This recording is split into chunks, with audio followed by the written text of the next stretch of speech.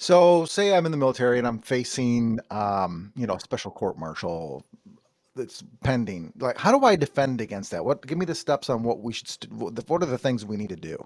Sure. Whether you are facing a special court martial, a general court martial, if you have a court martial, if you're under investigation or if you've actually been charged, you need to get going.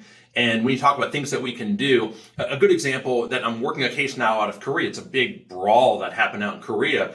And we need to start gathering evidence. In that particular case, the government has some videos which look fairly incriminating for our client. What we did instead is we went and talked to more witnesses, obtained additional videos, went and got CCTV footage from the bar where this happened to show not just the fight, but importantly, what happened that led up to the fight. Because, I always believe no one gets hit for nothing, right? And so there was a reason this fight started. We were able to get those videos. And so that's one example of a case, and every case is going to be unique. But what you need to do immediately is advocate for yourself and put together your story of innocence, because the trial is going to come fairly quickly. Whether that's a month or a year, that year will fly by or that month will fly by. And so you need to really start preparing your case now and putting all the pieces together. Because what you don't want to do is call me or call another attorney literally a week before or 2 weeks before trial and say, holy crap, I'm going to trial in 2 weeks. Now what?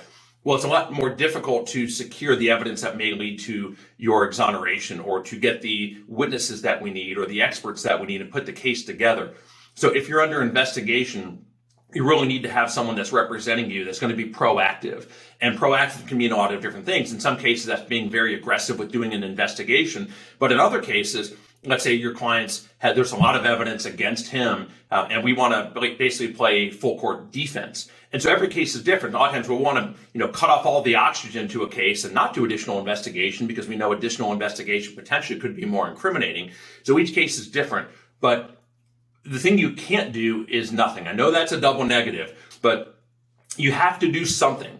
If you sit and do nothing and wait for your trial date to come, you might as well start watching YouTube videos on what jail is like and how to prepare for prison, because that's where you're going to be. You can't sit around and just wait and wait and wait and hope things will get better, because let me tell you, from doing this for 20 years, things typically don't get better unless you take a very proactive stance and go there and fight. Because the one thing the prosecutors don't usually anticipate is a fight.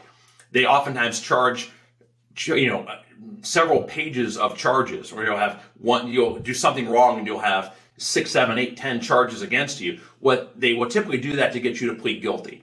You'll go in and see your military attorney. They'll tell you oftentimes on the very first meeting to plead guilty. What these prosecutors don't oftentimes anticipate, and the last thing they want, is to get punched in the mouth, and not literally, but in a fight, in fighting this out in court. So when that happens, you often see these cases start really falling apart. Sometimes they'll be withdrawn and dismissed. And if it goes to trial, oftentimes they end up on a full acquittal.